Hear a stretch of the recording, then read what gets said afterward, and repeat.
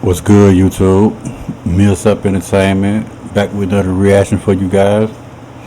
How y'all guys been doing? I've been doing good. Um, don't forget to hit that subscribe button. Come on, let's get this thing jumping. Um, but without further ado, let's get right into this video. This is the face of a woman who allegedly just gave birth to a 14-year-old's child. And not only that, Shout out to DJ Ghost. I don't pre-watch my videos, but this bitch is pregnant with a 14-year-old, by a 14-year-old. boy she allegedly sexually assaulted once dated her teenage daughter. And not only that, her teenage daughter once brought this boy to a middle school dance, and the suspect in this case allegedly was the chaperone. This is a disturbing case that has our heads spinning, but it's one that the people in her community have been demanding the authorities investigate and do something about for months. We're on the case presented by Law and Crime. I'm Chris Stewart.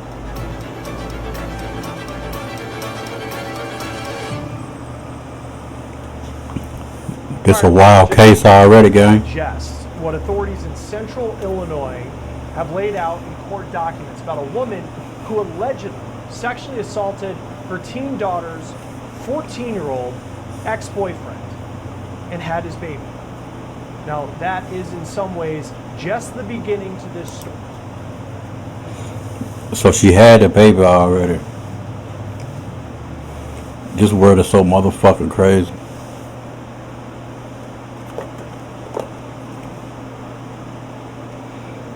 So let's talk about it.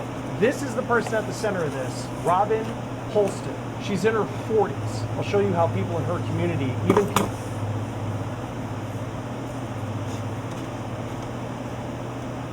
people who know her very well, were calling for her to be arrested for months before it happened this week. Now, this story played out in Washington, Illinois, a city about 3 hours south of Chicago near Peoria. The town is roughly 16,000 people, so this is the kind of place where word can travel fast, and it appears that word definitely traveled fast starting in February, what Polston is accused of doing. And I'll just say, buckle up, because this is quite the read. The document says on February 6th of this year, a police officer took a report about Robin Holston having just given birth to a baby boy the month prior. Now, a week later, a detective got a copy of the birth certificate for Robin's baby, and the document had the 43-year-old's name on it, but on the line where the father's name goes, it was blank. So the detective then makes contact with Polston about a week after that, and of course the big question is, who's the father of her child? Polston reportedly told the officer that the father's name was Brian. He was a man in his 20s, and she hadn't seen him since the birth of the baby boy. The detective then took a DNA sample from Robin and the baby. Now, Polston was already a mom. Police say she had at least one other child, a teenage girl, and like what many parents do of teenagers, Polston once chaperoned a dance in 2023 where her daughter went with a boy. Police say after that middle school dance he went to with Polston's teenage daughter, the boy moved out of the area, but he returned to Washington, Illinois the next year. And it was in April of 2024, and then in June of 2024, he kept visiting to meet with someone who he referred to as a friend. Now, the boy then moved to that area in central Illinois in August of 2024 to live with the person who his family says he was calling, quote, a friend. This is all according to police. Now, you might be picking up on who the friend, quote unquote, friend is in this case. My boy was in love with that old ass. He was in love with. He was going over there beating that shit up. It's still nasty though. Oh, nasty ass. That bit nasty, game. That's a fucking child, man.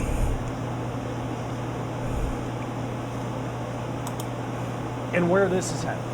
Police searched the boy's phone, and allegedly they found explicit pictures on it. Now, those pictures were allegedly of the mom of his.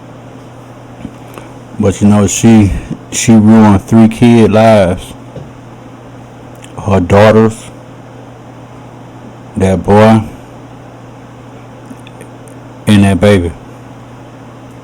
3 lives she ruined. 3 kid lives she ruined.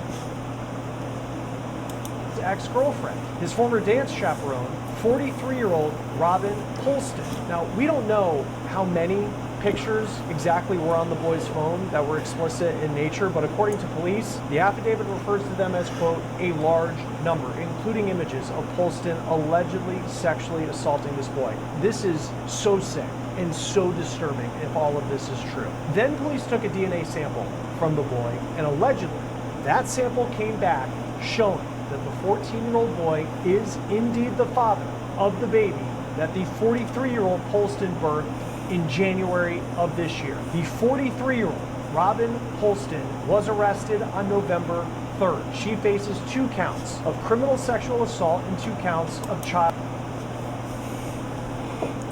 So you mean to tell me they let her stay out down there a year? If there was a male, he would have got arrested on the spot, gang.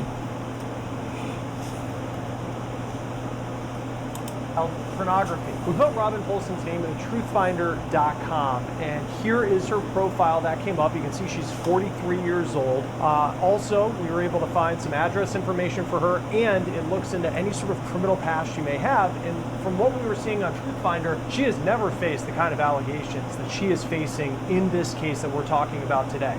A partner Truth 2024 and the end of May of 2024. Then there's another count alleging sexual assaults occurring between March of 2024 and February of this year. That would be around the time that she gave birth to the baby. Now, on the child pornography charges, there's 2 counts of that, and the documents say that Polston allegedly, knowingly, created the images between March of 2024 and February of this year. Now, according to local media, Robin has allegedly been enabled by people close to her. I'll talk about that in just a moment. There have been plenty of voices in her community who have wanted to see her arrested for months for what she allegedly did. Look at this post here. This is by a man who says that he used to be a brother-in-law of Robin Polston. Back in April, in a post that is still posted on his page publicly, it's the pinned post, he writes, quote, reposting just... That's what I'm saying, gang. Is that if there was a male, it would have been game over from day one. Period. If there was a male, the system's so fucked up, gang. Just because it's absolutely disgusting that Robin Polston has not been taken into custody yet. If this was a male, it would have been game over from day one. Also, Facts. she's still going to her kids' sporting events around boys that seem to be the age that she's into. Now I am forced to take my son to his first baseball game of the season against her son's team, and she will be able to sit in the stands and watch all the games. She should be in jail. She's a predator. Shame on the Illinois State's attorney for letting this drag out for months, especially when there is a physical baby that she had with a 14-year-old. The system is broken. Now, according to 25 Facts. News Now in Central Illinois, prosecutors allege that Polston had the victim use burner phones under fake names so they could communicate. And when it came to her bond conditions, prosecutors said that she couldn't be trusted to stay away from the victim if she were released pending trial, pending wherever the direction of this case goes. Prosecutors also argued that Polston's mom and sister were, quote, enablers, and they can't be trusted to keep Polston away from the victim in this case. Now, the judge ruled that Polston needs to stay in jail as this case is pending. Her next court appearance is expected on December 4th. Joining us now to talk more about this is survivors' rights attorney Chris Klotz. Great to have you here on Law and Crime. This story, and I know you have, as part of your line of work, you see cases like this in a lot of ways, but just what stood out to you? Because there's just so many different shocking kind of components to this and what this woman, Robin Polston, is accused of. Yeah, so Chris, thanks for having me today. The one thing that stands out on this case to me really is all the cases where there are victims of childhood sexual abuse are always shocking. The one thing that really kind of stands out to me is that there was a child that was a product of this relationship.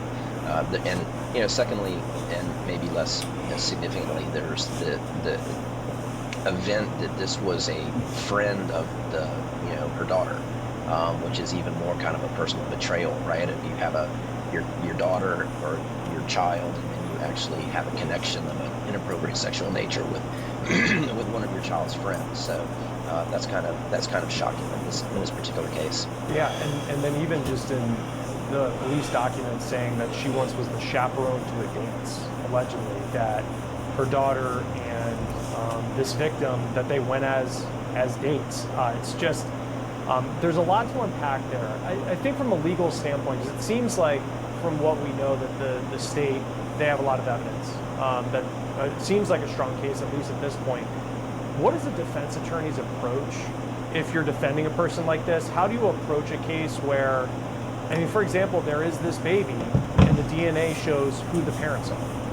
Yeah, so I mean, in this particular case, I don't want to, not to be a wet blanket on the defense, and I've practiced criminal defense for over 30 years. This particular case is unusually hard to defend just because you have DNA confirmation of the child and both parents pointing to both of the persons who have been, alleged to be involved with this. So that is a particularly hard thing to overcome when you have and when you have a child survivor or victim. I don't usually like to use the word victim survivor; it's more appropriate, in my opinion. But when you have a DNA confirmation, and then there's no ability for somebody that is 14 years old to consent to have sex with somebody who is the age of the mother in this particular case, and I know that she was at least approximately 20 years older than the young man, and so there's really no ability to give consent. So in this particular case, where you have DNA confirmation and you have text threads back and forth between them, and then you also have some type of photographic evidence, which I'm assuming includes both of them. From some of the articles that I read, it appears that they had recorded some of their physical encounters with one another. That makes this kind of case particularly hard to defend. And as a criminal defense lawyer, as I would be advising a client in this particular circumstance, it would also be more of a matter of how do we mitigate the case with the judge for the sentencing posture, as opposed to how do we go to trial and win this case. Because I think any jury that hears even a portion of the evidence that has been discussed in the press is going to find that it's going to be very hard to convince a jury that they have the wrong person, right? So the way to win this case is to show that, hey, I'm not the person who actually had sex with this young man. And with the evidence they have, that sounds like that's going to be an insurmountable hurdle. Conversation with a client where, maybe they in their own mind, and I don't know Robin Olson, but maybe there's something in her mind where she doesn't think that she is as guilty as what's been alleged says. I mean, how soon is the conversation, the real client to lawyer conversation of this may not be about getting a not guilty, this is about seeing that you don't go to jail for the rest of your life? Right. And so, every lawyer has their different style of practice with that. I tend to be very upfront with clients when I meet with them. I don't do criminal defense very much now, since my main focus is on representing survivors of childhood or adult sexual abuse. But the kind of conversation that you have with the client starts the day they come in the office, when you find out the facts. You have done some due diligence.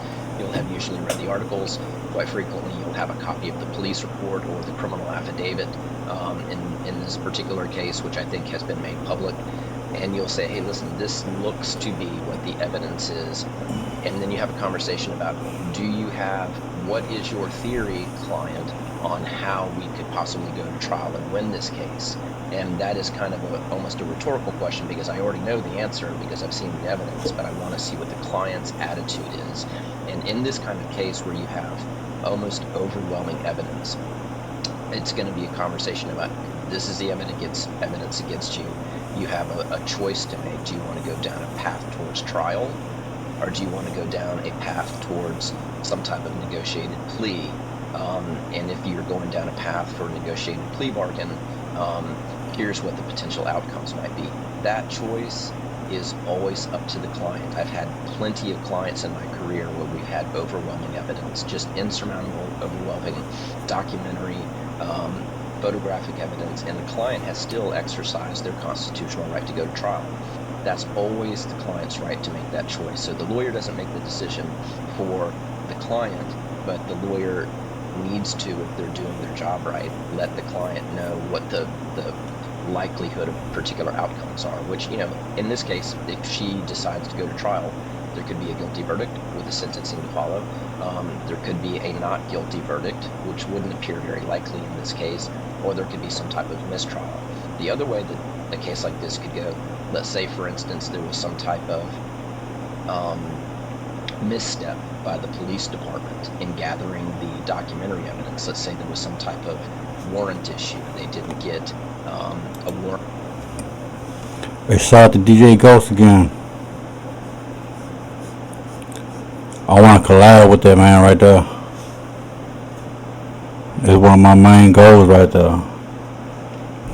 Collab with DJ Ghost. Appropriately when they seized their phones, or they didn't. Miranda is the accused defendant, when she gave a statement. If the lawyer was able to find a way that there was some type of Fourth Amendment violation or some other type of constitutional violation where there could be some evidence excluded, that could go to the decision-making process the client has to engage in about whether they want to enter a plea or whether they want to go to trial. It seems like because she's alleged to have had this baby in January of this year, just through anybody who searches this case on Facebook, you'll see people who were in April talking about why wasn't this woman arrested, and there was a lot of criticism of the local DA and the police for not acting sooner, because there was just at that point local rumor that she had allegedly done this. She isn't arrested until November. November 3rd is when she was arrested. What do you make of the timeline that this baby was born in January? According to police reports, they started to get wind of what was happening in February, and it wasn't until November that she was actually taken into custody. Yeah, so there could be some very simple explanations for that trajectory of time. The main state where I practice in is Florida, but I'm also licensed in Mississippi, Alabama, and DC. And each one of those states has issues with their crime lab. I know that there was a DNA sample taken in this case. In order to get the DNA sample, you have to have a police officer that goes to a judge, or a police officer that goes to the state attorney and says, hey, we need to apply for a warrant. And so there's the time that it takes to get to a judge, to get them to sign a warrant, to take DNA samples. And apparently, from what I understand from reading up about this case, is they took a DNA sample from the baby and the mother and the... Hey, without a warrant or not, if it was a motherfucking man, it would have been in jail the same motherfucking day. Believe that. Survivor child. And so they had to get 3 DNA samples. Depending on the backlog at the state crime lab, or maybe an outside third-party private service that they may have used to do the DNA samples, that can take weeks and weeks. And so I have seen backlogs in state crime labs that can last months to get results. So it could be something as simple as they had to get the DNA samples done, they had to get warrants, and they were investigating by interviewing witnesses. Also, when law enforcement seizes a cell phone or a computer, sometimes the diagnostics and the forensics on electronic devices like computers or phones can take weeks also. So it could just have been a matter of it took a while to get all of the evidence together. When it comes to sex abuse cases like this, and we've covered a lot of cases, for example, where you might have a teacher who ends up sexually abusing a student. In this case, you have a woman in her 40s accused of sexually abusing and then getting pregnant with a 14-year-old.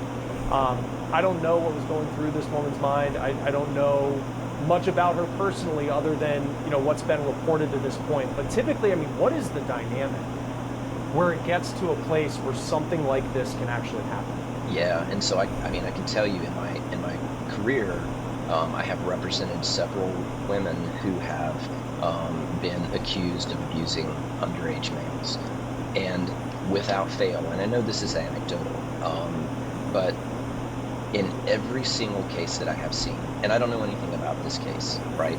I don't know anything about the defendant's background in this case, but in every case that I've seen, the person who has been accused of abusing the child has their own history, sometimes very serious history of being sexually abused themselves. And that's a common theme throughout the world of sex assault. And you find that there's a very high percentage of perpetrators who are themselves victims of sexual abuse as a child or an adult. So that's not something to excuse the conduct, because this type of conduct, Chris, right, is completely inexcusable. There's never a circumstance where it's appropriate to have Facts. any type of sexual relations with anybody that is underage. But it does give some insight as to why the conduct happened. I can give you an example.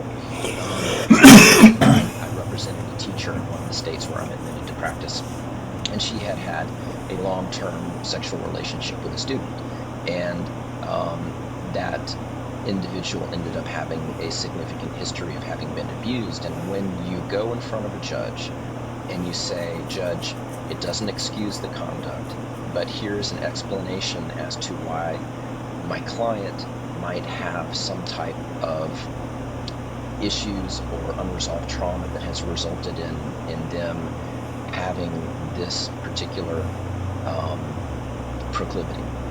Here is at least some background as to why it has happened. Here's the science, and here's the research, and here's the studies showing that children who have been abused themselves have a higher percentage of becoming abusers in the future." It does make it at least a little bit more understandable, and there may be an element of a sympathy that a judge might take into consideration as to why this person has these particular sexual deviant interests. In this case, who is at 14, allegedly the father of a baby that's now almost 1 year old, has been through, allegedly, an incredibly traumatic experience. You work with survivors of sexual abuse. I mean, what type of, and we don't know much about him at this point, and hopefully his identity just remains private, because it's a battle that he's going to be going through. But I mean, what does the road ahead look like for someone who has been through what police are alleging this 14-year-old? Yeah, so hopefully the parents of the father survivor, in this case, are going to engage him in some type of therapy immediately, because that is something that, even though he may not, I have seen circumstances before, especially where it has been a female adult having inappropriate sexual relationships with a male child, where in real time the male child feels like he's, what's the word I'm looking for? Almost feels like it's okay. And I've had a case before where I've had a young male who was having a relationship with a very much older woman. He was under 16, and he showed his friends pictures of them together, and stories of them high-fiving in the hallway, that he was having a sexual relationship with a much older woman, and almost as if it was a degree of conquest for him, to be having sex with an older woman. But we also know as adults that that type of conduct is inappropriate. And so Facts. even though the child may... He know you thought he was okay. It was okay. Cause he was telling their mom that he was going to his friend's house. He know he was going over there to do. He know he was going over there to clap that old woman. She knew it was wrong, but he didn't know it was wrong. Feel not victimized at that age for whatever reason. I think that they probably actually will at some point be impacted by that relationship that's age inappropriate. And so my hope would be for the child in this case is that his family get him engaged in therapy to start processing what has happened. Even if he may not fully understand the depth of what has happened, it may shape his future. And I saw there was one comment from someone in the community in Washington, Illinois. This was from back in April, when it was really just, we knew police were investigating, but they hadn't made any sort of action to take Robin Colston into custody. And part of what that person wrote was, well, if roles were reversed, the predator would already be behind bars. If it was a man who, and the survivor in that case was a female. And I think a lot of people publicly would look and agree, just the perception of it. Having practiced in this space, is there any reality to that? The whole role reversal, that suddenly the investigation would have moved quicker at that point and he would have been put behind bars? A couple of things about that issue, because it's something that I've actually studied significantly, just because of my past criminal cases. There is, whether it's right or wrong, I'm not here to discuss whether it's right or wrong, but there is a perceived difference in dynamic if the victim is a boy versus if the victim is a girl. And so in one of the cases that I had, where there was an older woman who had a sexually inappropriate relationship with a minor boy, I actually did a case study in the state where I was handling the criminal case, and I did a study to compare the sentences that were received by males who sexually abused a female child versus the sentences that were imposed by courts in instances where the adult was a woman and the child was a woman. And there was a pretty significant disparity, and there is some type of societal difference between those two situations where the adult is a male versus a female. So I kind of agree with you that if the perpetrator was a male, there may have been different treatment. But like I said, the treatment could be explained simply by time lags in evidence processing. But there usually will be more of a public revulsion to a male perpetrator versus a female perpetrator. Yeah, and we'll see how this case plays out. Still very early, but some incredibly shocking allegations coming out of Illinois. Chris Klotz, survivors' rights attorney. It's great to have you on Law and Crime. Thanks for walking through this case with us. We appreciate it.